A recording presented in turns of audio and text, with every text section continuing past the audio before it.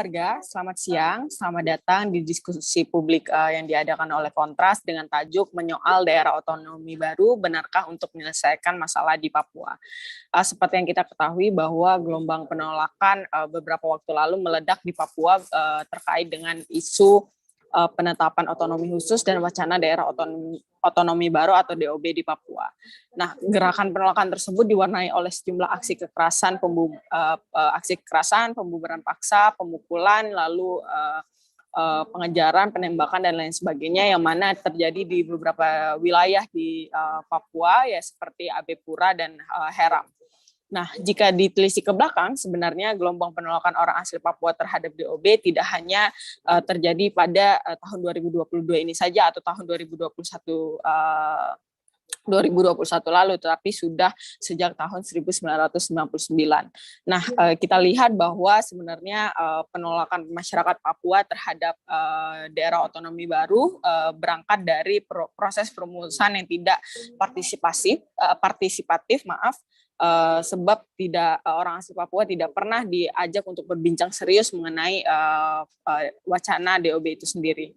Nah, selain itu DOB juga berpotensi menimbulkan rasa tidak aman, sebab adanya kekhawatiran akan diterjunkan kembali sejumlah aparat keamanan yang dapat meningkatkan terjadinya berbagai pelanggaran hak asasi manusia di Papua. Seperti yang kita ketahui bahwa ketika menyelesaikan masalah di Papua, seringkali pemerintah justru melakukan pendekatan keamanan, yang mana akan kita bahas nanti lebih jauh bagaimana sebenarnya solusi yang dihadirkan pemerintah dalam menyelesaikan masalah di Papua.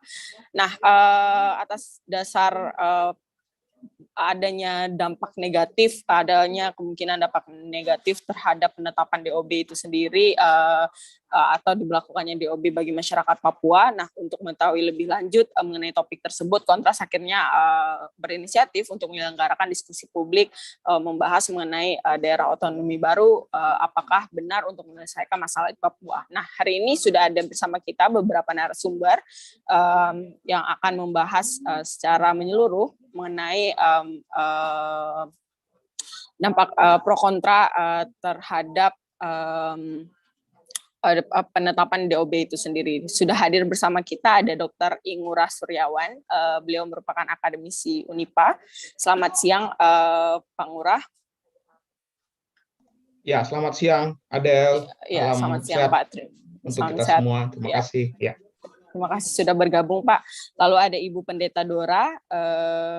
Selamat siang, Ibu. Selamat sore di Papua.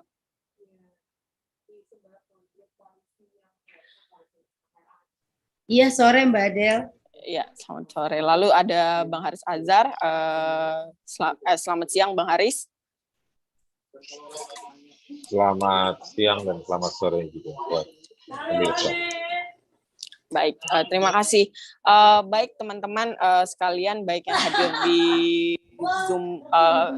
ruangan Zoom maupun di YouTube, kita akan memulai diskusi kita dengan penyampaian penjelasan dari Bapak Ngurah Suryawan, yang mana Pak Ngurah dapat menjelaskan mengenai penentuan DOB dari sudut pandang akademik dan apakah benar dengan adanya DOB ini dapat menyelesaikan atau merupakan solusi dari pemerintah dalam menyelesaikan masalah di Papua. Kepada Pak Ngurah, waktu dan layar saya persilahkan.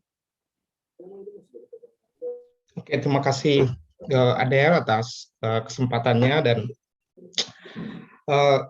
saya pertama-tama ucapkan terima kasih kepada teman-teman di Kontras sudah mengundang saya pada diskusi yang saya kira sangat penting untuk kita pada siang dan sore hari ini. Yang terutama saya kira saya ingin menyampaikan terima kasih dan ucapan syukur kepada leluhur orang Papua yang mengizinkan saya untuk bekerja, kemudian melakukan penelitian dan juga menulis tentang mereka. Semoga apa yang saya tulis menjadi berkat dan menjadi refleksi untuk kita bersama juga. Dan salam hormat untuk Ibu Pendeta Dora dan Bang Haris, salam kenal dan salam sehat untuk kita semua. Baik, saya akan memulai ataupun juga mendasari apa yang ingin saya sampaikan dengan saya kira sebuah kondisi ya yang perlu kita lihat tentang bagaimana diskurs ini ataupun wacana ini begitu berkembang sangat luas, dan saya kira kita harus berefleksi juga bahwa banyak ada korban, kemudian penolakan ini, dan saya kira baru-baru ini kita melihat bagaimana rencana ini itu memantik penolakan dan juga saya kira represi terhadap kelompok ataupun elemen masyarakat, terutama mahasiswa dan komunitas gerakan sosial yang ada di Papua yang melakukan penolakan terhadap wacana ini. Nah, saya ingin beranjak dari diskusi dan juga wacana perbincangan yang sering saya dapat ketika misalnya ke kampung dan juga bercerita dengan orang Papua, rakyat Papua biasa, tentang apa yang sering mereka pahami atau sering mereka ungkapkan tentang relasi mereka terhadap negara, terutama ya. Dalam hal ini adalah pemerintah di Jakarta. Mereka sering bilang latihan lain, main lain, atau bicara lain, praktek lain. Ini menunjukkan yang sering kita diskusikan berulang-ulang tentang ketidakpercayaan dan juga bagaimana rakyat Papua sebenarnya saya kira memendam problem yang sangat serius dalam relasi mereka terhadap pemerintahan terutama. Ya, ini saya memulai dengan judul seperti begitu. Nah, sebelum kita melihat ataupun mencoba untuk merunut ini deskripsi yang coba saya ungkapkan, sebelum kita menginjak ke sana, saya ingat apa yang sering dalam sebuah buku untuk mengenang almarhum Muridan. Saya kira Muridan pernah menyampaikan satu hal yang saya kira sekarang terbukti dengan statementnya yang menyatakan bahwa dalam relasi Papua dan negara ini, satu hal penting yang perlu untuk dijadikan fokus ataupun perhatian adalah bagaimana negara ini memahami tingkah pola dan perilaku para elitnya. Ya, dalam satu kesempatan saya kira. Kemudian pada diskusi yang lain ataupun pada tulisan yang lain, kalau kita lihat misalnya kita pernah membaca ataupun mungkin masih ingat tentang apa yang disampaikan oleh Bapak Pendeta Beni Giai tentang bagaimana sebenarnya kekuasaan dari Jakarta itu mereka memerlukan para tim sukses yang ada di Papua. Para tim sukses itu adalah kelompok-kelompok elit yang kemudian sudah dilatih, diintroduksi begitu untuk menjadi tim sukses atau mensukseskan semua program-program negara, dalam hal ini pemerintah yang ada di Papua.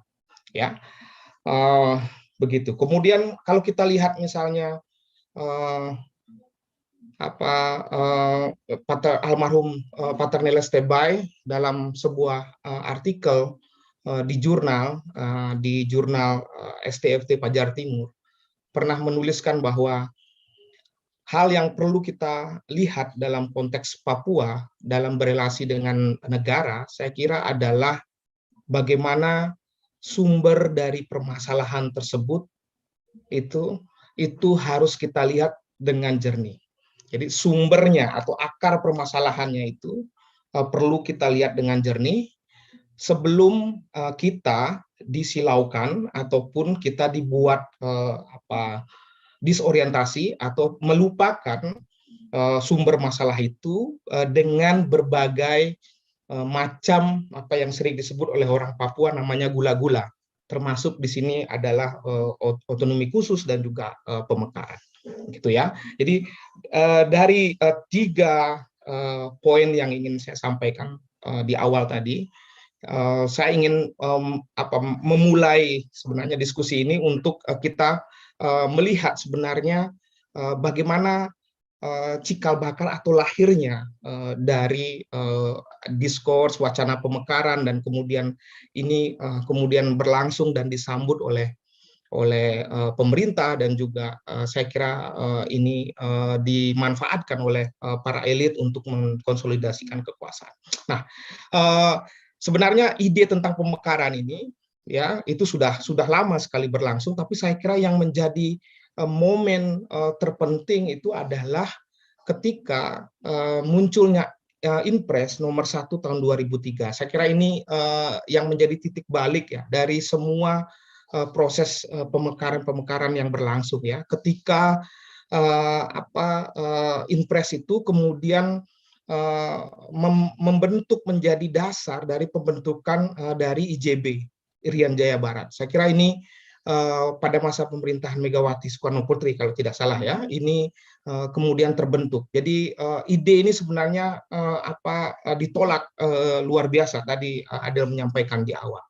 Tapi kita kemudian melihat bagaimana Provinsi Irian Jaya Barat yang sekarang menjadi Papua Barat itu kemudian diresmikan dengan pejabat gubernurnya, yaitu Abraham Octavianus Artarori almarhum ya, pada Kamis 6 Februari 2003. Nah, cikal bakal ini perlu saya ungkapkan untuk kemudian menjadi pintu masuk dari tawaran-tawaran pemekaran yang hadir sekarang ya, bagai jamur di musim hujan begitu ya. Sekarang ada 3 provinsi yang dimekarkan, kemudian kalau kita lihat misalnya di beberapa grup WhatsApp sekarang muncul keinginan untuk Papua Barat Daya untuk memekarkan, untuk mengajukan pemekaran lagi. Tapi saya ingin memulai dari sana bahwa cikal bakal ini adalah dari terbentuknya ataupun instruksi Presiden pada saat itu pada tahun 2003 tentang pembentukan Provinsi Irian Jaya Barat. Nah, kalau kita lihat misalnya merunut kencangnya wacana pemekaran yang kita lihat sekarang, itu saya kira perlu dilihat pemantiknya, saya kira adalah kasus rasisme pada Agustus 2021 yang kalau kemudian kita lihat ya menimbulkan kerusuhan dan lain sebagainya di hampir seluruh wilayah di Papua, kota-kota besar ya, menurut saya di Papua, Manokwari, Jayapura, kemudian Timika dan lain sebagainya, Wamena. Dan kemudian kita tahu bersama bahwa setelah itu ada pertemuan 61 tokoh Papua yang kemudian meminta pemekaran dan kemudian membangun istana presiden di Papua dan lain-lain sebagainya begitu ya. Dan kemudian setelah itu kita melihat bagaimana revisi dari Undang-Undang Otsus ini ya, dan menjadi Undang-Undang Otsus nomor 2 tahun 2021, dan konsolidasi pemekaran pun dimulai pada saat itu. Ini saya kira sebuah genealogi atau pembuka yang ingin saya sampaikan untuk menjadi background dari diskusi kita. Nah, mengapa kemudian diskusi ini menjadi sangat penting menurut saya adalah kalau teman-teman misalnya yang menekuni studi tentang hukum, regulasi dan lain sebagainya, jika saya tidak salah, itu ada salah satu pasal yang kemudian menjadi poin yang sangat krusial saya kira. Beberapa media sempat menurunkan liputan tentang ini, yaitu tentang bagaimana daerah pemekaran itu bisa dilaksanakan ya. Jika sebelumnya misalnya atas persetujuan dari MRP dan DPRP gitu pada Undang-Undang Otsus nomor 21 tahun 2001, namun pada revisi Undang-Undang Otsus tahun 2021 dia kemudian mengubah pasal 76 yang sebelumnya terdiri dari 1 ayat menjadi 5 ayat. Dan ini menjadi persoalan. Kemudian ayat yang kedua ternyata di sana menyebutkan bahwa pemerintah dan DPR itu dapat melakukan pemekaran daerah, ya, untuk dengan alasan mempercepat pemerataan pembangunan dan lain sebagainya, begitu ya, tanpa kemudian melalui persetujuan, saya kira, dari MRP. Nah, saya kira prosesnya sekarang sedang berjalan dan MRP melakukan gugatan terhadap hal ini. Tapi pada sisi lain, saya kira ketika gugatan berjalan, kita melihat sekarang wacana pemekaran daerah masih terus diungkapkan. Nah, saya cukilkan satu kutipan yang saya kira menurut saya sangat penting bagi saya, sangat penting dari hasil penelitian lapangan saya tentang bagaimana sebenarnya logika dari para elit, ya, dalam mengusulkan ataupun mendorong pemekaran daerah tersebut, ya. Nah, ini salah satu hal yang menurut saya sangat penting untuk kita ketahui, bahwa ternyata mereka menginginkan bahwa perbedaan suku itu juga harus diiringi dengan perbedaan wilayah administrasi. Jadi logika mereka adalah bahwa biar satu suku mengurus satu wilayah administrasi sendiri. Jadi dipecah saja masing-masing suku agar terorganisir dengan baik, homogen, dan kepentingan mereka juga jadi terurus dengan baik jika seragam. Jadi jika kita misalnya melihat apa yang kemudian terjadi adalah akan terjadi, saya kira, tuntutan pemekaran yang akan terus terjadi dengan logika seperti ini yang disampaikan oleh para elit. Nah, apa yang kemudian terjadi seturut dengan logika tersebut? Saya kira akomodasi dalam perekrutan aparatur sipil negara, birokrasi pemerintahan itu akan berlangsung masif, dan itu mencerminkan suku-suku yang ada, ya. Dan ini saya kira terjadi di mana-mana ketika misalnya ruang untuk menjadi ASN itu menjadi salah satu incaran utama pada para generasi muda, karena logika pemekaran ini. Kemudian provinsi itu harus mendapat dukungan dari seluruh suku, kemudian para pegawainya itu harus berasal dari suku tersebut. Kemudian saya kira yang terpenting adalah satu hal yang kita lihat adalah bagaimana birokrat yang hadir itu juga kemudian mendapat didikan dari universitas-universitas besar yang ada di Indonesia, dan kemudian bagaimana mereka kemudian menjadi tulang punggung dari mesin birokrasi yang nanti akan menggerakkan wilayah-wilayah pemekaran dan lain sebagainya. Saya kira ini koneksi yang harus kita lihat, bahwa selain pemerintah dan negara, saya kira universitas-universitas besar yang ada di Indonesia itu juga mengais keuntungan dari proyek pemekaran daerah ini. Ya, kita tahu bersama misalnya naskah akademik dan juga logika legitimasi akademik ini ya sering dilakukan oleh universitas-universitas besar di Indonesia, ya, termasuk juga universitas-universitas yang ada di Papua, saya kira, untuk memberikan legitimasi akademik bahwa pemekaran kabupaten dan pemekaran provinsi ini memenuhi syarat secara akademik. Tapi kita lihat apa yang sebenarnya terjadi. Nah, bagi saya memperhatikan terbentuknya elit salah satunya itu menjadi hal yang sangat penting, saya kira. Selain beberapa ketakutan ataupun misalnya implikasi-implikasi yang lain yang kemudian muncul dari pemekaran daerah. Saya kira satu tulisan lama dari Sipri Dale tentang apa yang sebenarnya ditakutkan oleh rakyat Papua dengan hadirnya pemekaran itu sangat jelas, ya, memberikan landscape ataupun gambaran apa yang terjadi, ya. Misalnya migrasi, kemudian juga masuknya misalnya aparat keamanan, eksploitasi sumber daya alam dan lain sebagainya. Saya kira itu memberikan kita pemahaman ataupun peta sebenarnya apa yang menjadi ketakutan dari orang Papua dengan hadirnya pemekaran. Tapi coba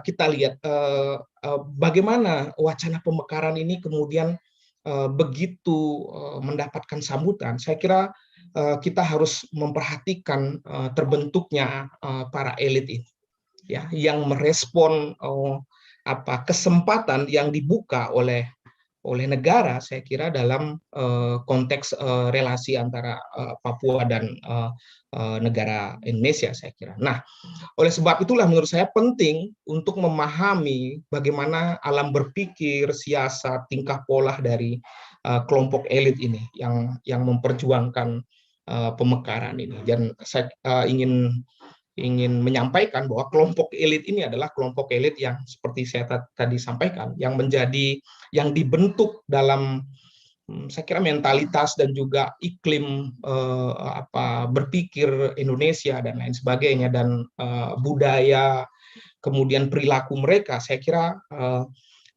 itu sangat Indonesia menurut saya. Kalau kita perhatikan misalnya acara-acara formal di lingkup birokrasi pemerintahan dan lain sebagainya, memperhatikan misalnya para elit Papua main handphone, kemudian juga bicara, kemudian memberikan sambutan, ya itu sangat khas gaya dari para elit Indonesia, saya kira, karena menjadi didikan dari elit Indonesia, saya kira. Kemudian kita penting untuk melihat kompleksitas itu. Bagaimana memahami dari kelas menengah Papua terdidik dalam konteks pemekaran ini.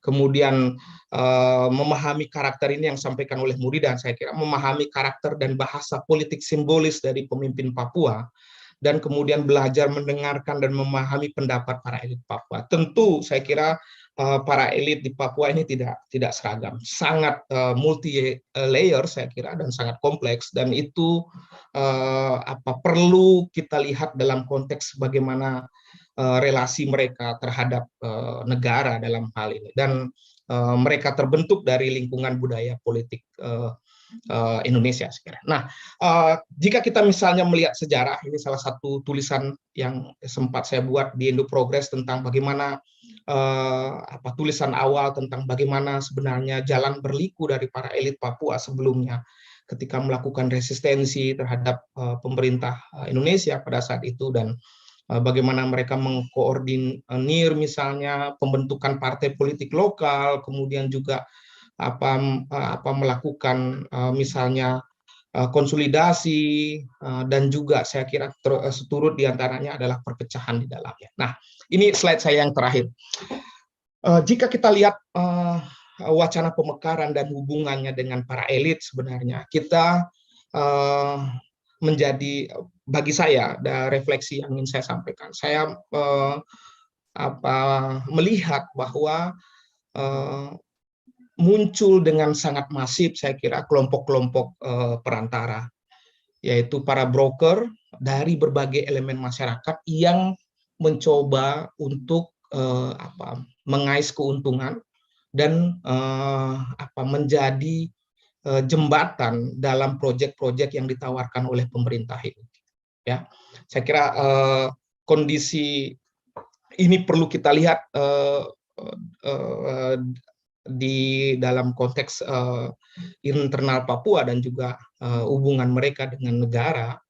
Itu banyak tercipta, misalnya terbentuk kelompok-kelompok terdidik orang-orang Papua, saya kira, yang menjadi broker, ya, dalam pemekaran daerah ini. Ya, kemudian kita menyaksikan sendiri bagaimana reorganisasi ruang karena pemekaran daerah ini. Reorganisasi ruang ini adalah bagaimana kemudian wilayah pemekaran hadir itu menciptakan ruang-ruang baru untuk misalnya eksploitasi sumber daya alam, dan juga saya kira hak atas kepemilikan wilayah-wilayah yang kaya akan sumber daya. Itu kita lihat bersama. Kemudian berikutnya adalah kita melihat bagaimana terjadi di kampung-kampung itu yang mereka bicarakan itu bukan, saya kira bukan apakah daerah mereka mekar nanti kemudian akan menjadi provinsi atau kabupaten baru dan lain sebagainya, tapi saya kira yang penting untuk kita lihat adalah bagaimana uang-uang itu masuk ke kampung dan kemudian mempengaruhi pola berpikir masyarakat di kampung. Ya, jadi kita menyaksikan sebenarnya bagaimana kampung-kampung di Papua itu kemudian difinansialisasi, dianggap sebagai kampung yang kemudian diberikan uang dan kemudian uang itulah yang kemudian menyelesaikan persoalan kemiskinan dan lain sebagainya. Jadi saya kira urusannya adalah bukan urusan pemekaran, tapi adalah urusan bagaimana pelayanan publik dan kemudian bagaimana proses penggunaan anggaran yang transparan dan lain sebagainya itu berlangsung di wilayah-wilayah kampung dan wilayah-wilayah lain yang ada di Papua, saya kira. Ya, ini saya kira kehadiran pelayanan publik dan lain sebagainya itu yang menjadi persoalan mendasar, saya kira. Nah, kemudian konteks itu kemudian menyebabkan bagaimana saya kira ketergantungan dan penghancuran dari inisiatif atau prakarsa yang terjadi di kampung, saya kira. Ini konteks yang menurut saya lebih penting untuk diciptakan, dan dalam konteks ini saya kira pelayanan pemerintahan tidak hadir dalam beberapa wilayah yang ada di tanah Papua, saya kira. Dan kalau kita lihat misalnya yang kemudian terjadi, saya kira adalah terbukanya wilayah-wilayah ataupun organisasi reorganisasi ruang yang baru yang kemudian menimbulkan ataupun menciptakan eksploitasi sumber daya alam. Ya, ini saya kira nyata terjadi. Ya, pengalaman daerah-daerah pemekaran itu menjadi sumber ataupun wilayah konflik, baik itu karena konflik bersenjata maupun saya kira adalah konflik akibat misalnya investasi ataupun masuknya transnasional corporation yang masuk kemudian menyingkirkan masyarakat ataupun komunitas lokal yang ada di Papua. Jadi konteks besar itu saya kira perlu kita dudukkan secara bersama-sama, dan seperti yang sering saya sampaikan bahwa rakyat Papua sebenarnya kalau kita menggumuli apa yang terjadi, apa yang mereka rasakan, saya kira pada beberapa kesempatan selalu menolak dan juga mengembalikan Otsus, dan mereka menuntut untuk berlangsungnya evaluasi total terhadap otonomi khusus tersebut, karena saya kira kita harus mengakui secara jujur bahwa praktik-praktik korupsi dan juga saya kira pelayanan publik yang tidak baik di beberapa daerah, saya kira menjadi hal yang harus diungkapkan, pendidikan dan lain sebagainya. Itu satu hal. Kemudian hal yang lain saya kira adalah bahwa kita perlu, menurut saya perlu melakukan evaluasi terhadap daerah-daerah pemekaran yang sudah ada. Saya kira tidak semua saya kira menjadi permasalahan, tapi kita harus melihat bagaimana kondisi-kondisi di daerah pemekaran yang terjadi sebelumnya.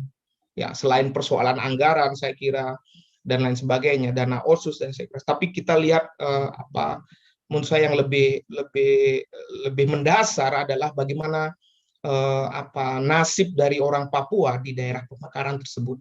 Saya kira itu yang penting untuk kita lihat dalam konteks besar bagaimana pemekaran ini sering disampaikan sebagai afirmasi dan mendekatkan rentang kendali pemerintahan dan lain sebagainya. Tapi kita lupa bahwa pemekaran daerah juga akan membuka ruang yang seluas-luasnya untuk misalnya masuknya berbagai apa macam investasi, kemudian migrasi dan lain sebagainya. Jadi saya kira perlu hingga hari ini saya kira belum pernah ada argumen-argumen yang menyebutkan bahwa bagaimana sebenarnya nasib rakyat Papua di daerah orang asli Papua khususnya di daerah pemekaran tersebut. Ya, jadi yang selalu diungkapkan saya kira adalah persoalan regulasi, teknikalisasi, ya, teknokrat tentang bagaimana mengurus uang dan lain sebagainya, bagaimana janji untuk pelayanan publik dan lain sebagainya. Tapi sebelum mengarah ke sana, saya kira kita perlu mendengar dan juga menghadirkan dalam narasi dan data tentang bagaimana sebenarnya nasib rakyat Papua di daerah-daerah pemekaran tersebut.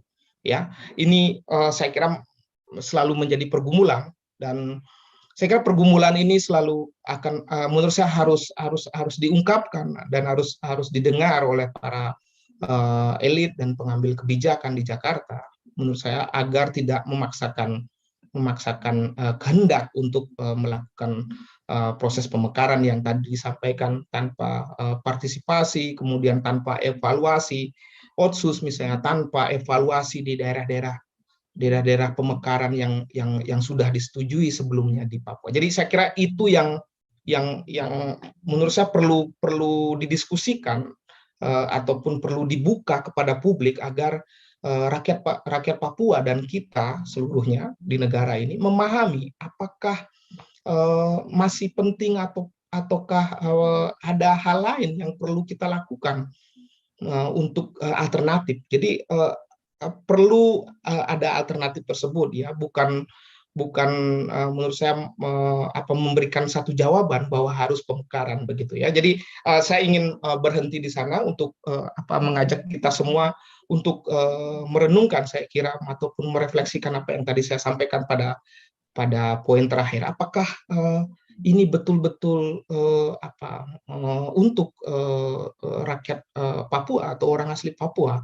Dan kita perlu tahu bagaimana nasib dan juga posisi mereka pada hari ini. Saya kira kita harus berefleksi ke sana, saya kira, untuk menjadikan pengetahuan dan apa yang kita miliki itu menyentuh rasa-rasa kemanusiaan dan apa yang digumuli oleh rakyat Papua. Tadi saya baru baca Jubi hari ini menulis liputan yang menurut saya sangat menarik tentang bagaimana selama 4 tahun, hampir 3 tahun, belasan para pengungsi Nduga itu meninggal karena konflik. Ini saya kira tidak pernah terdengar, ya, dalam diskusi-diskusi tentang pemekaran daerah dan juga bagaimana gizi buruk dan lain sebagainya di beberapa wilayah yang menurut saya perlu perhatian. Jadi saya ingin mengajak kita semua untuk meluaskan pemahaman dan melihat persoalan pemekaran ini sekali lagi bukan hanya persoalan teknikalisasi, persoalan bagi-bagi uang, elit dan lain sebagainya, tapi melihat persoalan yang mendasar yang menjadi, saya kira, menjadi pergumulan dan menjadi mimpi dari rakyat Papua untuk bisa mandiri dan bisa sejahtera dan juga bisa mandiri di atas tanahnya sendiri. Saya ingin mengakhiri pada statement itu. Saya kira begitu yang ingin saya sampaikan. Terima kasih, Tuhan memberkati kita semua. Wah. Baik, terima kasih Pak Ngurah atas penjelasannya, sangat jelas sekali, mulai dari cikal bakal ide pemekaran tersebut, lalu pemantik dari daerah otonom baru sendiri, yang mana kita ketahui bahwa ternyata pemantiknya adalah isu rasisme, dan juga sampai ke pembahasan mengenai perlu adanya evaluasi daerah pemekaran sebelumnya. Nah, nanti lebih jauh kita akan masuk ke sesi diskusi terkait penjelasan Pak Ngurah sendiri. Bagi teman-teman yang ingin bertanya bisa langsung bertanya di kolom komentar di YouTube ataupun di Zoom secara langsung, dipersilakan. Selanjutnya kita akan masuk ke pembicara kedua, ada Bang Haris Azhar. Bang Haris akan membahas mengenai proses penentuan atau wacana DOB sendiri yang penuh kejanggalan, dan apakah bagaimana Bang Haris melihat apakah ini bisa menjadi solusi, terlebih dengan kita ketahui bahwa pendekatan keamanan di Papua selalu dikerahkan ketika menghadapi masalah-masalah yang ada di Papua. Nah, apakah dengan adanya DOB nantinya penetapan DOB nantinya juga akan menambah pendekatan keamanan yang ada di Papua. Kepada Bang Haris, waktu dan layar dipersilahkan. Baik, Rita, terima kasih. Jadi gini, selamat siang dan sore buat siapapun yang menikmati suara saya ini, termasuk juga yang membenci suara saya. Nggak apa-apa. Begini, daerah otonomi baru itu kan sebetulnya bagian dari upaya untuk memberikan pendelegasian kedaulatan atau kewenangan atau pembagian tata kelola dari pemerintah kepada sebuah wilayah, gitu kan. Idenya otonomi kan seperti itu. Nah, kalau misalnya di Papua mau ada pemekaran, ini kan sebenarnya pemekaran kan DOB. Pemekaran untuk provinsi baru, sekali lagi itu saya mau bilang itu boleh, gitu. Tidak ada yang absolut, tidak ada yang abadi, boleh tidak boleh itu tidak ada yang abadi, bisa-bisa saja.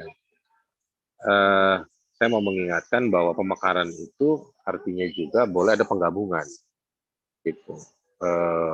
Ini sebetulnya yang saya agak bingung dari beberapa bulan terakhir bicara soal DOB, belum ada juga yang mengkonter untuk digabungkan kembali misalnya kayak gitu. Jadi satu Papua lagi misalnya, karena evaluasi Otsus ternyata gagal, banyak gagalnya. Atau karena dia gagal maka tidak mau dilakukan evaluasi. Jadi misalnya bisa dikembalikan kepada satu Papua seperti dahulu kala sebelum tahun berapa ini 2001. Nah, jadi saya mau bilang bahwa mau ada pemekaran sah, mau ada penggabungan kembali juga oke, sah, idenya sah. Nah, kemudian sekarang bagaimana menjalankannya? Tadi sudah disebutkan oleh Pak Ngurah bahwa secara hukum itu ada pijakannya. Ada pijakannya memang. Pemekaran itu harus disetujui dan otomatis itu harus dikonsultasikan karena nggak mungkin yaitu MRP ataupun DPRP setuju tanpa diskusi itu kan juga ngawur. Nah, jadi pasti dibahas, dikonsultasikan dan disetujui. Nah, jadi yang ingin saya katakan bahwa secara hukum yang aturan yang kita protes pun sebetulnya berpihak pada ide yang menolak DOB. Kan itu dijamin ya di Undang-Undang Nomor 2 Tahun 2001 bahwa pemekaran itu harus dengan izin MRP dan DPRP. Nah, sebetulnya amandemen terhadap Undang-Undang Otsus itu pun masyarakat Papua juga sedang, sebelum itu kan banyak situasi yang seperti DOB sekarang ini diprotes. Karena diprotes, maka MRP juga sedang melakukan judicial review di Mahkamah Konstitusi yang juga nggak putus-putus. Jadi undang-undang yang kita anggap tidak partisipatif saja buat orang Papua tidak mengakomodir apa yang dilakukan oleh pemerintah dan DPR RI hari ini untuk memekarkan atau melahirkan sejumlah provinsi baru. Ini secara legislasi udah lucu, ini sebuah kelucuan tanpa kita harus ketawa, jadi lucu tanpa ketawa. Silakan Anda praktekkan. Nah, itu yang sedang terjadi. Nah, sekarang dari sisi ambiguitas lain, misalnya di mana? Misalnya begini, kalau kita mau bicara pemekaran, maka harus dilihat, atau misalnya produknya nanti pemekaran itu berupa undang-undang, kan undang-undang itu harus ada naskah akademik. Dalam naskah akademik itu akan dibahas alasan filosofis, alasan yuridis, dan juga alasan sosiologis. Mari kita pakai pendekatan legislasi naskah akademik tersebut. Alasan filosofis. Apa betul seperti yang Pak Ngurah tadi katakan bahwa setiap kelompok suku besar ingin punya provinsi? Apakah provinsi adalah konsep yang dikenal dalam peranata adat orang Papua di dalam kelompok besar itu? Apa betul bahwa orang Mepago harus punya provinsi sendiri dalam aturan atau dalam norma adat mereka? Apakah provinsi itu adalah konsep yang dikenal oleh orang Mepago atau orang dari suku yang lain? Nah, mereka mungkin punya konsep yang lain. Ini kan seperti kayak perdebatan undang-undang desa pada tahun 70-an awal, yang semua daerah di Indonesia dilekatkan sistem atau peranata yang kental dengan nilai Jawa misalnya seperti itu. Nah, jadi alasan filosofis tadi kita bisa lihat di situ. Atau misalnya dalam pendekatan governance, tata kelola pemerintahan daerah. Itu kan ada banyak indikatornya ya. Sebetulnya indikator ini banyak dipakai atau diterbitkan datanya oleh Badan Pusat Statistik, oleh sejumlah kementerian, banyak yang punya data-data itu. Untuk mengukur kapasitas, apakah ini cukup untuk dimekarkan menjadi sebuah provinsi. Yang selalu dilihat adalah pendekatan bahwa selalu diangkat ke permukaan adalah orang Papua yang banyak suku-sukunya dan harus diberdayakan. Itu satu. Yang kedua, wilayahnya yang luas. Tetapi operasionalisasinya akan seperti apa? Itu yang simulasinya kita tidak pernah lihat untuk dibicarakan. Nah, jadi saya mau bilang bahwa ada sejumlah alasan yang kalau digunakan, pendekatan-pendekatan yang menjamin kehidupan kita sebagai bangsa, sebagai negara hukum, itu kalau diterapkan, dipraktekkan, pasti banyak hal yang belum memenuhi syarat untuk dilakukan pemekaran di Papua itu sendiri. Jadi, atau misalnya tadi alasan yuridis, rujukannya pakai undang-undang apa? Kalaupun ada undang-undang yang bisa dipakai untuk merujuk pemekaran, lalu bagaimana dengan pasal atau undang-undang lain yang melarang atau membatalkan praktek yang dilakukan oleh DPR dan pemerintah Republik Indonesia untuk pemekaran Papua. Lalu kontradiksi undang-undang ini sendiri bukan yang diselesaikan, malah dipaksakan untuk diabaikan satu di antara yang lain demi semata-mata supaya Papua ini mekar menurut agenda Jakarta. Lalu alasan sosiologis. Mari kita lihat apa yang terjadi di Papua. Ada parade kekerasan yang tidak pernah berhenti. Di balik kekerasan tersebut tidak ada parade penegakan hukum. Penegakan hukum justru menjadi bagian dari bab praktek kekerasan karena penegakan hukum menjadi judul dalam praktek kekerasan. Jadi kekerasan adalah praktek dan substansi dari penegakan hukum. Jadi penegakan hukum dalam arti yang sebenarnya itu tidak ada. Kalaupun ada, dia diskriminatif terhadap orang Papua, terutama mereka yang secara antropologis disebut sebagai orang Papua.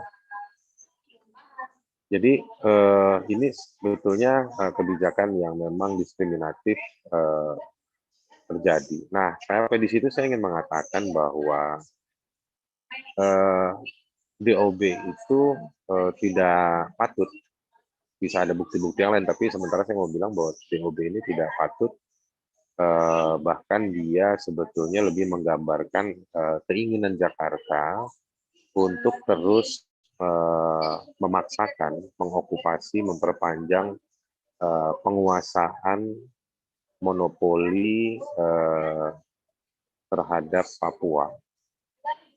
Sebenarnya energi negara itu harusnya dilematkan kepada tugas-tugas untuk menghentikan praktek kekerasan,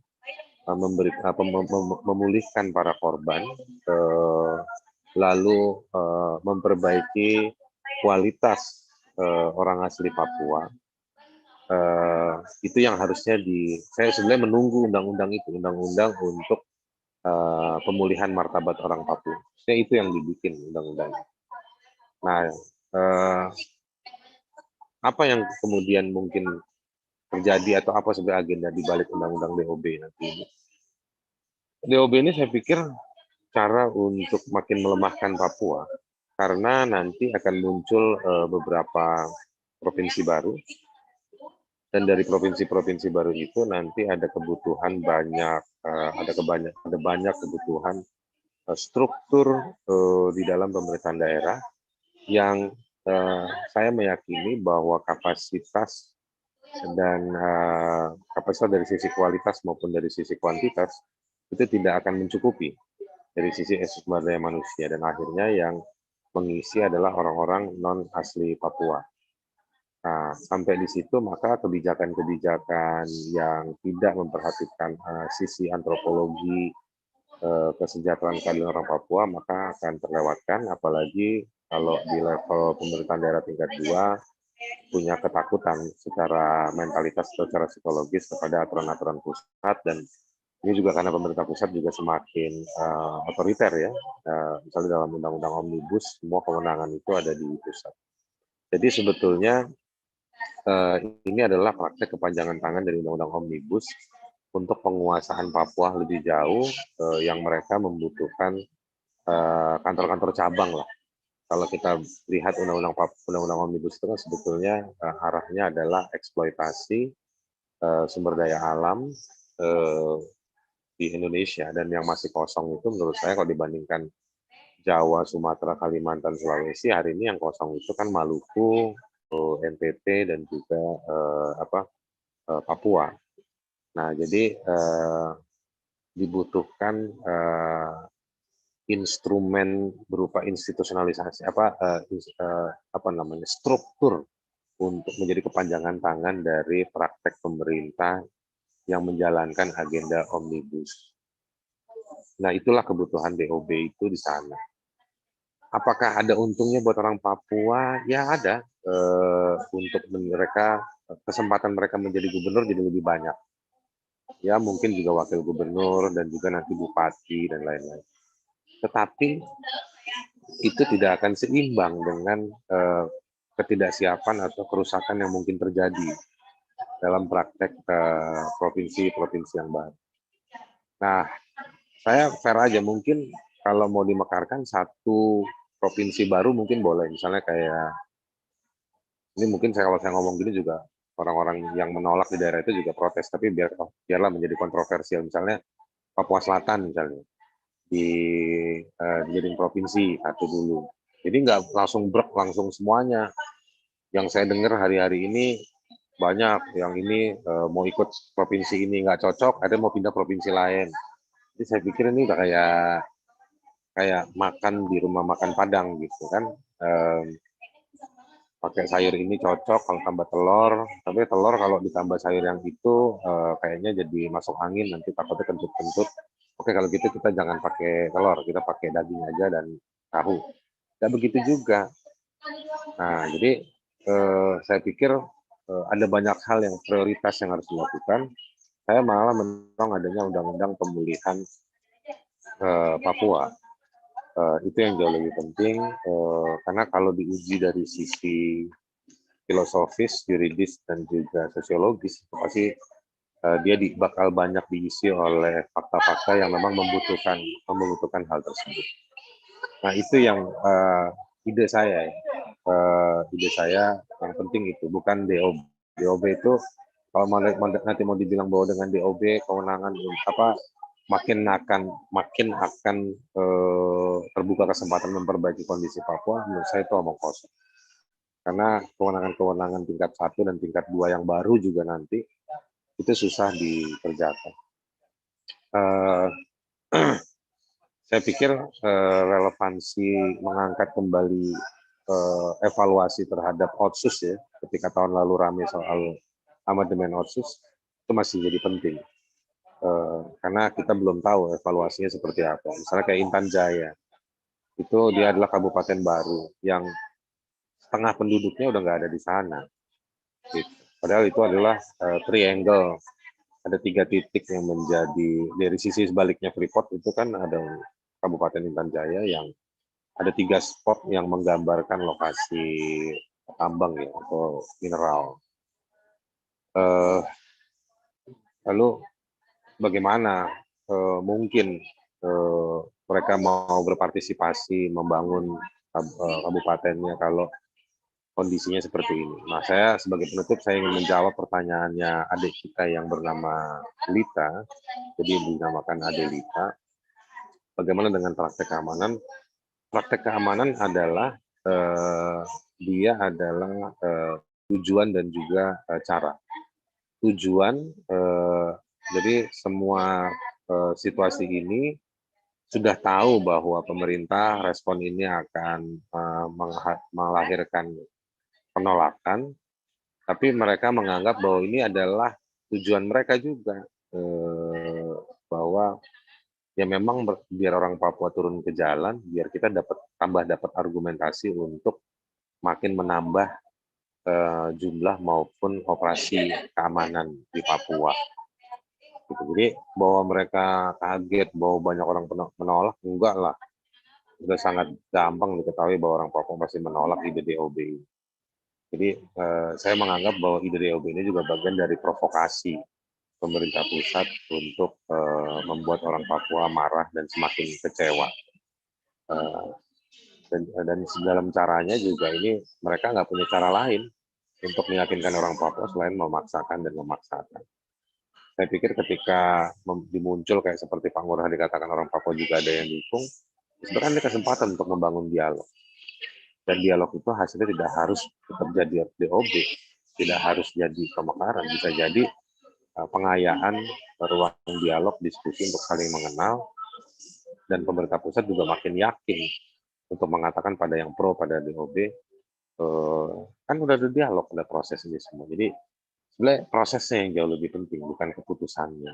Dan nggak harus jadi DOB. Saya malah mau bilang, selain DOB dimekarkan, bisa juga digabungkan. Bisa juga kembali kepada konsep satu Papua lagi dulu. Mungkin kira-kira begitu, adik kasihku yang terbaik.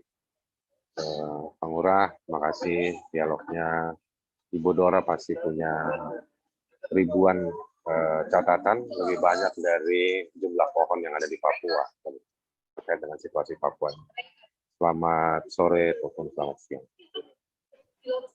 Baik, terima kasih banyak Bang Haris. Selamat melanjutkan perjalanan. Selanjutnya, kawan-kawan, kita akan masuk ke pembicara selanjutnya, yakni ada Ibu Pendeta Dora. Ibu Pendeta Dora akan menjelaskan mengenai siklus kekerasan dan buruknya demokrasi di Papua hari ini, serta relasinya terhadap wacana pemberlakuan daerah otonomi baru. Kepada Ibu Pendeta Dora, dipersilakan. Ya, terima kasih Mbak Adel. Oh, sorry. Ya, kedengaran ya Mbak Adel ya suara saya? Iya, kedengaran Ibu. Oke. Ya, terima kasih. Mbak Adel, sebenarnya pertanyaan terakhir dari Pak Ngurah, bagaimana nasib rakyat Papua di daerah pemekaran? Itu sebuah pertanyaan penting. Saya mau memberikan catatan sebelumnya dari apa yang disampaikan oleh Pak Ngurah. Dan sebenarnya bagi saya itulah sebenarnya, bagi saya OTSUS adalah bagian yang juga membawa orang Papua menjadi terpecah-pecah. Dan terima kasih Pak Ngurah karena Pak Ngurah mempresentasikannya bagaimana di daerah pemekaran itu kemudian ada pemerintah yang, jadi di daerah-daerah itu mulai terbentuk pemerintah kabupaten. Jadi kalau ada kabupaten, maka bupatinya harus orang situ, DPR-nya harus orang situ ya.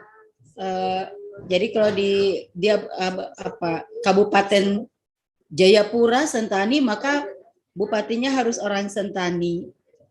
SKPD-nya kalau bisa juga ya berapa puluh persen itu orang Sentani umpamanya.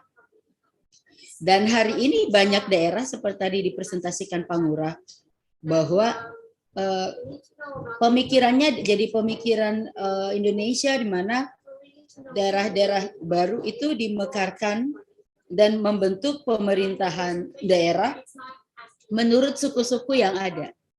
Dan saya memberikan catatan bahwa itulah sebenarnya sumber keterpecahan orang Papua hari ini. Kalau waktu lalu sebelum otonomi khusus, orang Papua bisa bisa menjadi bupati, orang Papua Barat umpamanya, orang Maibrat bisa jadi gubernur di Papua, atau orang dari daerah Wamena bisa menjadi bupati di Sorong umpamanya, itu bisa terjadi. Maka di daerah Pemekaran itu sangat sulit karena sudah kembali ke arah kesukuan. Sebenarnya Injil, saya mesti menjelaskan bahwa orang Papua pada sebelum Injil masuk di Papua, mereka terpecah-pecah seperti itu. Injil kemudian mempersatukan di mana semua dari orang dari daerah, dari wilayah-wilayah di Papua itu disekolahkan bersama, di dalam satu tempat pendidikan bersama supaya membangun rasa kebersamaan sebagai orang Papua. Nah, saya lanjut setelah itu. Nah, jadi Pemekaran ini kemudian dia menghasilkan sebenarnya bagi saya perpecahan orang Papua kembali ke suku-suku gitu. Nah, otonomi khusus itu membuka wilayah-wilayah Pemekaran baru. Dan pada Undang-Undang Otonomi Khusus tahun 2001 yang tahap pertama sudah cukup banyak beberapa daerah kemudian menjadi mekar. Tetapi daerah-daerah pemekaran baru ini yang begitu disupport dan begitu diharapkan kemudian membawa perubahan, justru menimbulkan situasi baru sebenarnya karena terjadi konflik di mana-mana. Konflik hari ini di Papua, Mbak Adel, justru sebenarnya paling besar dan sekarang ini begitu luas, justru di daerah-daerah pemekaran. Yang tadi disinggung Bang Haris, yang tadi disinggung Pangurah. Jadi seperti Intan Jaya, juga Maibrat, Ilaga, Pegunungan Bintang, itu semua daerah-daerah pemekaran yang kaya sebenarnya, kaya sumber daya alamnya, dan justru karena pemekaran itu mengakibatkan dibukanya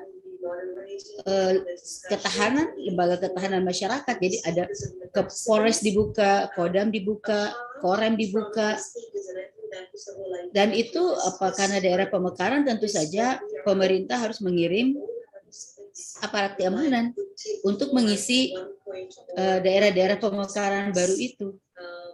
Nah, kehadiran aparat pemekaran, aparat keamanan ini kemudian menghadirkan konflik baru karena daerah pemekaran yang fasilitasnya belum disiapkan itu mengakibatkan fasilitas umum seperti sekolah, seperti daerah-daerah pemukiman masyarakat yang cukup luas itu digunakan menjadi pusat komando, kemudian menjadi markas-markas TNI dan kepolisian yang akhirnya mengorbankan masyarakat. Pada daerah-daerah pemekaran itu terjadi. Contohnya di Intan Jaya. Intan Jaya sekolah itu menjadi tempat markas aparat TNI. Dan karena itu akhirnya sejak 2018 anak-anak sekolah, Mbak, 2019 ya. Anak-anak sekolah itu sudah tidak sekolah sampai hari ini. Gitu. Intan Jaya pun demikian. Masalahnya sama. Orang harus mengungsi keluar dan pendidikan tidak berjalan, kesehatan fasilitas kesehatan kemudian tidak berfungsi dan para pekerjanya harus keluar karena soal keamanan, tetapi masyarakat juga keluar. Juga di Maibrat dan sebagainya. Ilaga, Bintang, Puncak Jaya. Daerah-daerah pemekaran di gunung dan juga di Sorong, Kabupaten Maibrat dan sekitarnya, itu mengalami situasi itu, dan inilah daerah-daerah pemekaran. konflik terjadi di mana-mana dan masyarakat harus keluar. Lalu kemudian terjadi perlawanan dari masyarakat yang kita sebut sebagai organisasi Papua Merdeka, yang merasa bahwa bagi saya sebenarnya mereka juga peduli kenapa sampai rakyat harus keluar.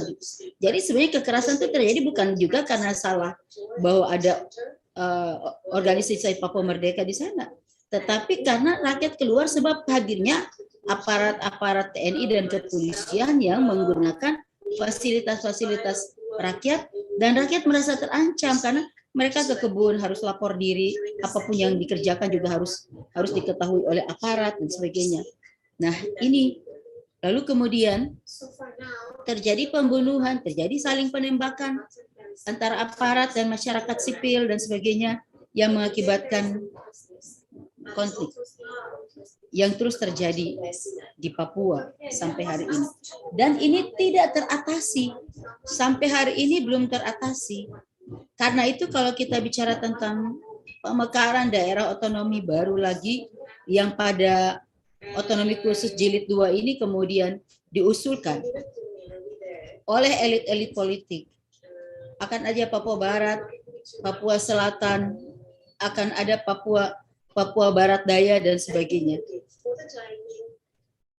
Berapa besar sih orang Papua gitu di Papua hari ini dengan pemekaran itu? Nah, jumlah orang Papua yang sedikit dan pemekaran daerah itu harus berlangsung, maka tentu saja kita membutuhkan banyak tenaga, banyak pekerja sumber yang harus bekerja daerah-daerah otonomi baru harus datang dari luar. Yang harus diambil dari luar bukan lagi orang Papua. Dan ini menimbulkan persaingan. Orang Papua belum disiapkan secara khusus untuk bagaimana mereka menghadapi perkembangan pemekaran, menghadapi situasi Papua ke depan. Sumber daya Papua sendiri belum dipersiapkan dengan baik. Dan kemudian kita menghadapi pemekaran yang hari ini juga diminta oleh banyak elit politik untuk pemekaran harus jalan. Pemekaran ini untuk siapa? Untuk orang Papua atau bukan? Kayak gitu. Ini kan pertanyaan kita hari ini. Dan saya setuju dengan pertanyaan Pak Ngurah. Bagaimana nasib rakyat Papua yang tidak dipersiapkan untuk pemekaran ini? Bagaimana nasib mereka? Apa yang pemerintah Indonesia kemudian pikirkan? Nah, sebenarnya solusinya kan gampang saja. Solusinya adalah pemerintah Indonesia tidak mendengar. Tadi saya juga ikuti dari presentasi dari Pak Ngurah. Begitu banyak elit politik ke Jakarta nih, mengusulkan ini, mengusulkan itu. Tetapi itu elit politik yang memang sudah menikmati kekuasaan, dan pada umumnya mereka yang meminta pemekaran adalah mereka yang tahun ini atau tahun depan itu sudah selesai masa jabatannya sebagai bupati, sebagai wali kota, itu kayak gitu. Nah, mereka kemudian minta pemekaran supaya kemudian daerah-daerah baru itu bisa diisi lagi kan. Tetapi untuk siapa? Nah, harusnya pemerintah Indonesia mendengar MRP itu kan sebenarnya wakil rakyat. Mengapa kita tidak menunggu hasil akhir daripada keputusan Mahkamah Konstitusi untuk permohonan MRP untuk menerima otsus jilid itu atau tidak, pemekaran atau tidak. Tetapi Mbak Adel dan teman-teman, hari ini kan konflik itu menjadi besar karena di Papua kemudian orang Papua dipecahkan menjadi mendukung pemekaran dan menolak pemekaran. Elit politik akan berhadapan dengan rakyat. MRP berhadapan dengan elit politik. Jadi justru angin adu domba atau saya mau bilang divide et impera itu terjadi hari ini di Papua. Antara orang Papua sendiri yang mendukung pemekaran dan tidak mendukung pemekaran, tetapi antara Jakarta dan orang Papua. Di dalam MRP sendiri sebagai lembaga yang mewakili orang asli Papua yang didukung oleh OTS, kemudian juga mengalami keterpecahan gitu. Jadi potensi konflik itu semakin besar. Sementara ruang untuk kami, untuk orang Papua sendiri, untuk mengatakan ruang demokrasi itu ditutup oleh pemerintah. Hari ini luar biasa, ditutup, benar-benar ditutup. Artinya pemerintah Indonesia menutup telinganya pun menutup hatinya untuk mendengarkan suara rakyat di sini untuk mengatakan tolak. Tadi Mbak Adel juga sudah menyampaikan bagaimana gerakan begitu banyak orang di Papua untuk menolak pemekaran. Tetapi kan jalan terus, dan negara kemudian melakukan tindakan representatif, kemudian penangkapan. Begitu orang kumpul langsung diserang gitu, langsung ditangkap dan sebagainya. Jadi dibungkam, negara secara sistematis membungkam suara rakyat untuk menolak. Dan sebenarnya negara sendiri melanggar undang-undang. Bukankah untuk berkumpul dan mengemukakan pendapat itu juga adalah hak juga dari kami, dari rakyat gitu. Nah, itu yang terjadi, Mbak Del. Jadi kalau kita mau bicara tentang bagaimana instalasi konflik yang terjadi di Papua sangat tinggi hari ini. Sangat tinggi. Karena mereka tolak merdeka, tolak Papua, tolak pemekaran. Jakarta mendukung pemekaran, bahkan mendorong banyak orang datang untuk bicara pemekaran. Bagaimana pendapat gubernur kemudian ditolak oleh bupati umpamanya. Jadi mau saya katakan bahwa hari ini terjadi perpecahan divide et impera, hari ini terjadi konflik yang tidak pernah diselesaikan, hari ini terjadi pengungsian yang kemudian datang juga itu sebenarnya dari daerah-daerah pemekaran, rakyat yang tidak tahu dan tidak terlibat apa-apa, kemudian harus keluar dari daerahnya karena dia merasa tidak aman, tetapi juga dia terancam, apalagi para pemilik hak wilayah adat itu merasa terancam karena memang mereka tidak bisa tinggal di tempatnya sendiri karena selain daerahnya dikuasai oleh aparat, tetapi juga kebebasan mereka sebagai masyarakat di kampung-kampung itu mulai dibatasi. Ada waktu-waktu tertentu ke kebun, harus melaporkan diri dan sebagainya. Seperti itu Mbak Adel. Jadi kalau kita mau menyampaikan apa yang terjadi di Papua hari ini, inilah situasi daerah pemekaran di Papua, dan sudah pasti pemerintah sudah memutuskan akan ada daerah pemekaran lagi. Saya mau memastikan bahwa daerah-daerah pemekaran adalah daerah kaya akan mineral, sumber daya alam, yang kemudian yang dikhawatirkan lagi akan semakin meluas, perpecahan dan juga korban yang datang dari rakyat. Mbak Adel, mungkin dari saya seperti itu ya. Terima kasih. Baik, terima kasih Ibu Pendeta Dora. Tadi menarik untuk menjadi highlight bahwa konflik besar sebenarnya terjadi di daerah pemekaran itu tadi ya, seperti Intan Jaya dan lain sebagainya. Sebenarnya teman-teman kita masih ada 2 pembicara lagi, tapi masih belum bergabung hingga saat ini karena kendala koneksi dan juga kendala yang lain, yaitu Pak Timotius Murib dari Ketua MRP dan juga Bang Ronald dari PGI Biro Papua yang masih belum bergabung. Jadi sementara jika teman-teman di kanal YouTube mempunyai pertanyaan, bisa menyampaikan pertanyaannya di kolom chat. Tapi sebelum itu ini sudah ada masuk pertanyaan yang mungkin bisa dijawab oleh Ibu Pendeta Dora dan juga Pak Ngurah. Pertanyaannya adalah bagaimana menjawab permasalahan utama soal kesejahteraan Papua tanpa adanya pemekaran, karena klaim dari pemerintah kalau kita lihat soal pemekaran adalah untuk mencapai kesejahteraan di Papua, utamanya soal pendistribusian anggaran. Seperti itu. Mungkin Pak Ngurah bisa menjawab terlebih dahulu, dipersilakan.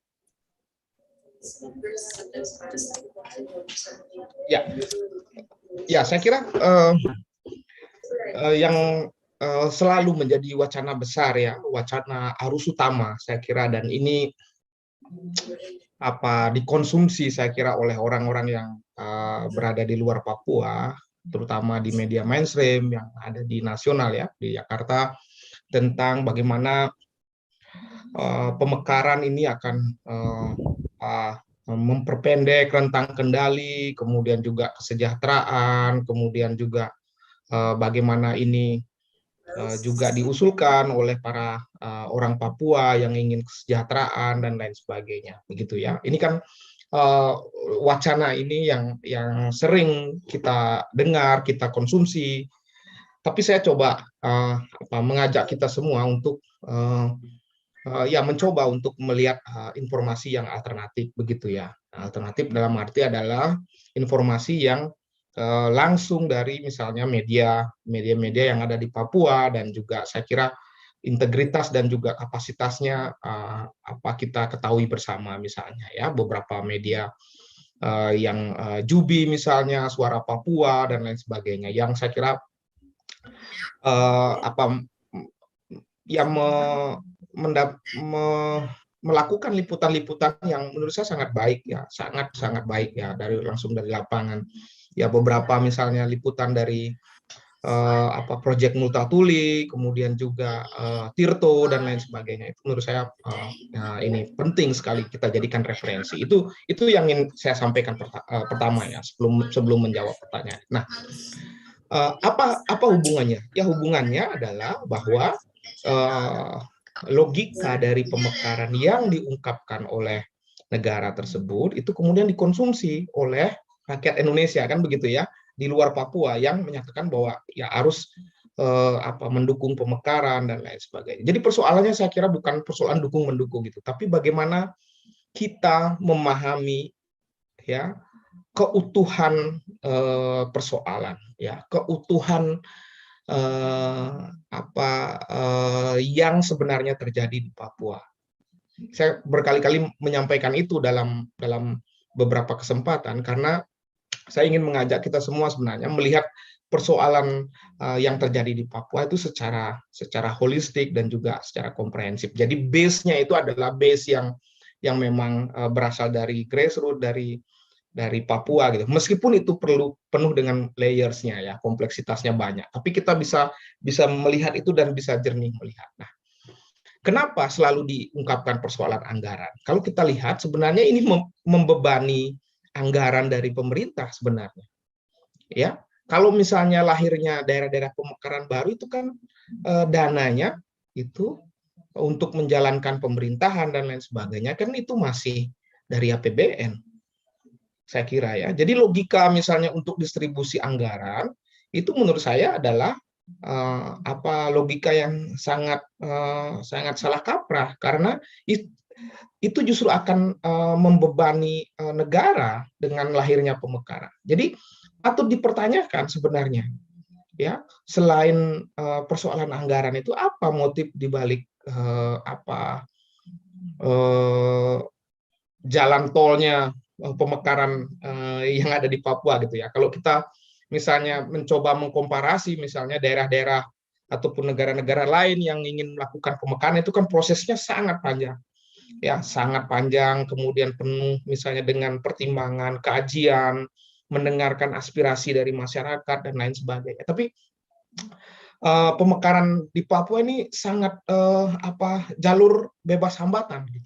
Jadi jangan salah jika orang mempertanyakan hal itu. Itu yang pertama. Kemudian yang kedua, saya kira seperti yang tadi saya sampaikan di awal, itu yang saya kira mohon maaf kalau saya salah ya, tapi saya memahami yang selalu menjadi pertanyaan dan pergumulan dari orang Papua itu adalah ya evaluasi tentang Otsus itu, yang mereka kemudian menganggap itu bukan sarana untuk kemudian mensejahterakan mereka. Yang sejahtera adalah para elitnya. Nah, evaluasi Otsus dan juga pelayanan publik di sektor-sektor utama, saya kira itu yang harus dilakukan ya. Ya mungkin dilakukan, tapi itu kan dilakukan di Jakarta ya. Jadi pameran keberhasilan Otsus dan lain sebagainya begitu. Tapi coba kita lihat bagaimana situasi-situasi yang terjadi. Jadi menurut saya evaluasi ini harus saya kira dilakukan dari bawah, bukan dilakukan di Jakarta, di Makassar atau di luar negeri dan lain sebagainya, tapi dilakukan di bawah. Dan saya kira kita harus mengetahui atau mengetahui, dan publik juga harus mengetahui bagaimana evaluasi hasil dari evaluasi tersebut. Gitu ya. Itu yang pertama. Dan kalau kita lihat misalnya gejolak yang terjadi di masyarakat Papua, kan mereka mengembalikan Otsus ya, mengembalikan Otsus, menolak Otsus dan lain sebagainya. Tapi kan kita tahu bersama, kalau kita tarik sejarah ke belakang lagi, kita tahu bersama bahwa Otsus ini kan negosiasi ya. Otsus ini adalah negosiasi dari keinginan rakyat Papua untuk merdeka. Jadi itu harus menurut saya statement itu saya kira harus diakui oleh banyak kalangan bahwa Otsus itu adalah tawar-menawar dari kaum cerdik pandai, birokrat, elit terdidik, ya, dari rakyat Papua untuk bernegosiasi, ya, ketika rakyat Papua tim 100 minta untuk merdeka.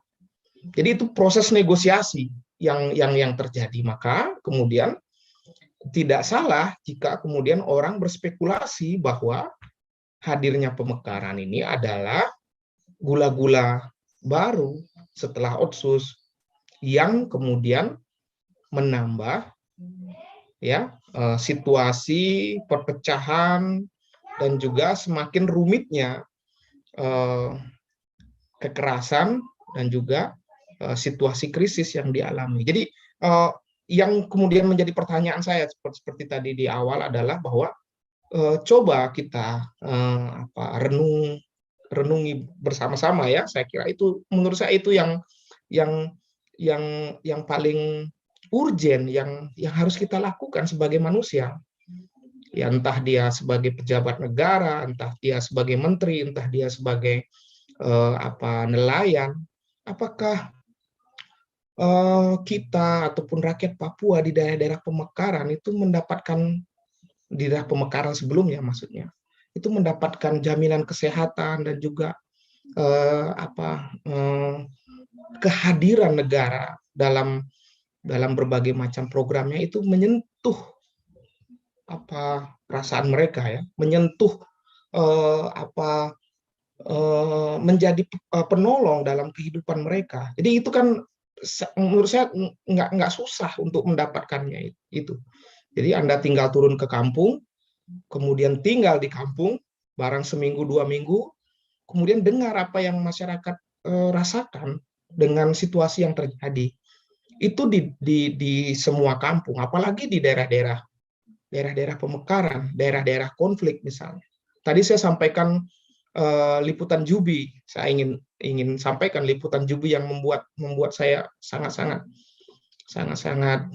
tersentuh ya, tentang bagaimana hampir tiga tahun belasan pengungsi hidup, kemudian belasan pengungsi meninggal, dan hampir saya kira ratusan.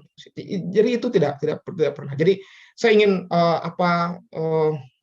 ya ini mengajak diskusi kita untuk lebih tidak politiking ya, tapi juga mencoba untuk melihat persoalan ini secara lebih luas, tentang bagaimana ya tujuan kita kan sama ya, untuk bagaimana melihat rakyat Papua berdaulat dengan kemandirian yang mereka punya, mereka hidup dengan bahagia dan juga hidup secara mandiri ya, dan lain sebagainya gitu. Tapi kadang-kadang ya mohon maaf ya, kadang-kadang kita membohongi diri kita sendiri demi tujuan-tujuan pragmatis dan juga tujuan-tujuan politik dan uang dan lain sebagainya ya. Jadi kita seperti begitu. Jadi saya ingin menyampaikan hal itu saja. Terima kasih Adel. Baik, terima kasih Pak Ngurah. Pendeta Dora mungkin mau menjawab juga, dipersilakan Ibu. Ya, Adel. Nah, Adel, sebenarnya bagi saya pemekaran itu tidak menjadi masalah, tapi mempersiapkan orang itu menjadi penting.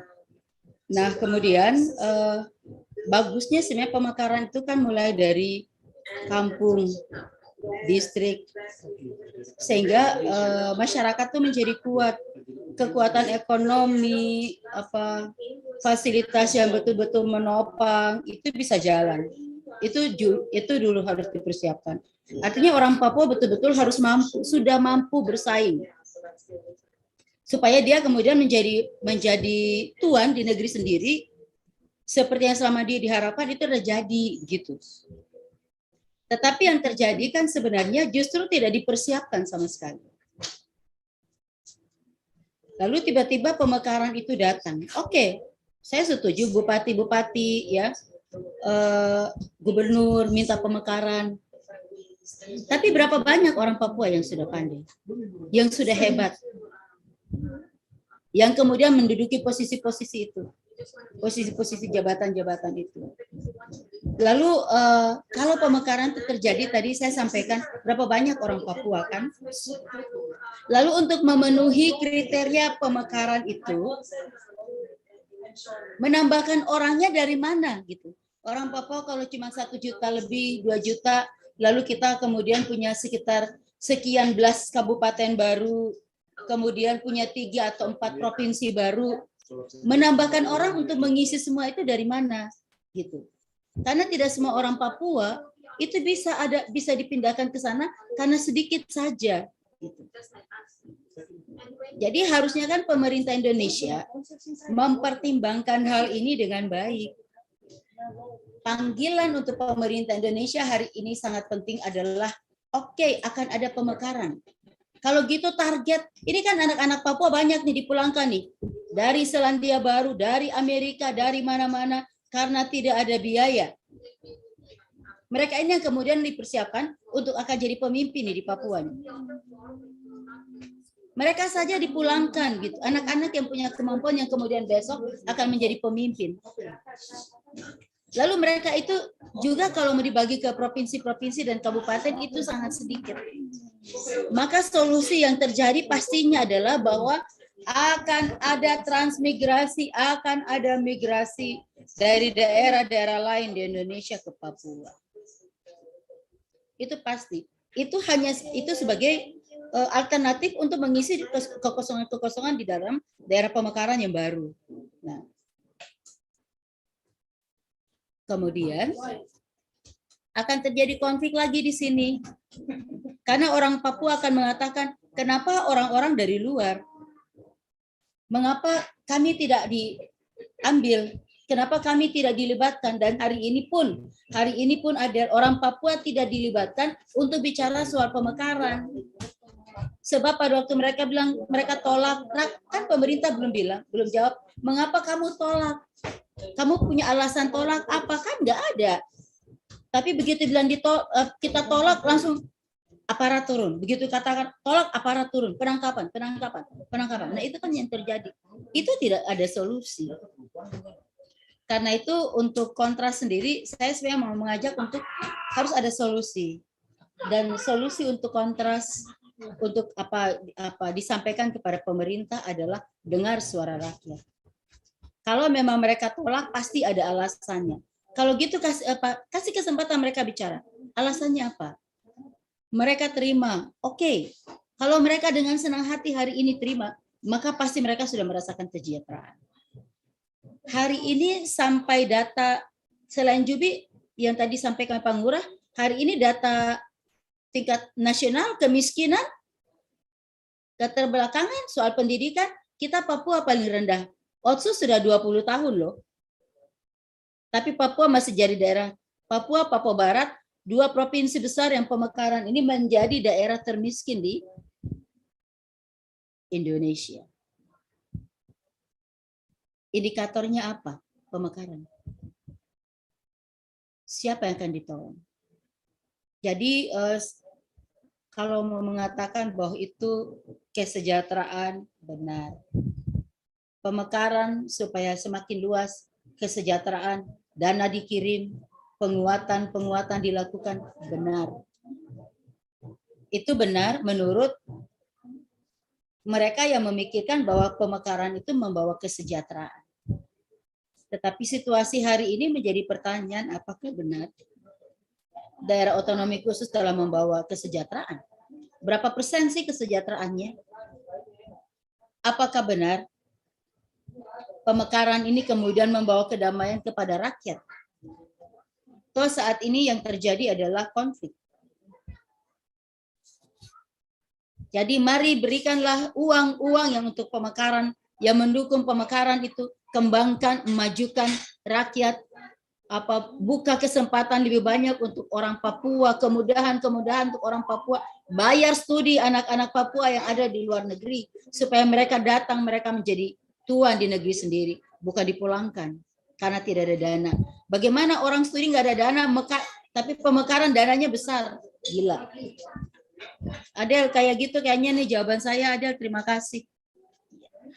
Baik, terima kasih Ibu Pendeta Dora atas jawabannya. Baik, kawan-kawan, kita sudah berada di ujung diskusi, waktunya sudah mencapai akhir.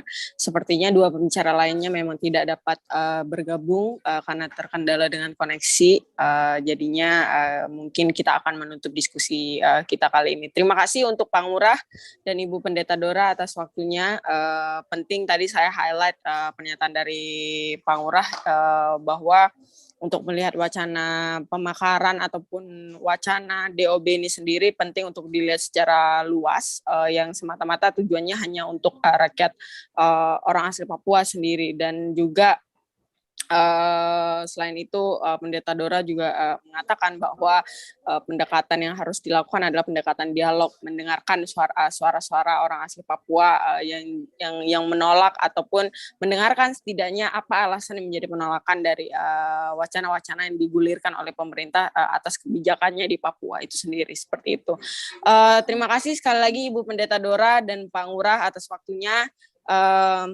Sampai bertemu lagi di lain kesempatan. Semoga kita bersama-sama mengawal isu ini dan juga bisa menemukan titik terang dari permasalahan yang ada di Papua. Terima kasih. Selamat sore dan sampai bertemu lagi di diskusi publik kontras selanjutnya. Terima kasih. Selamat sore Adel, Ibu Pendeta. Tuhan berkati. Pak Ngurah, selamat sore. Terima kasih. Tuhan berkati. Tuhan berkati. Ya.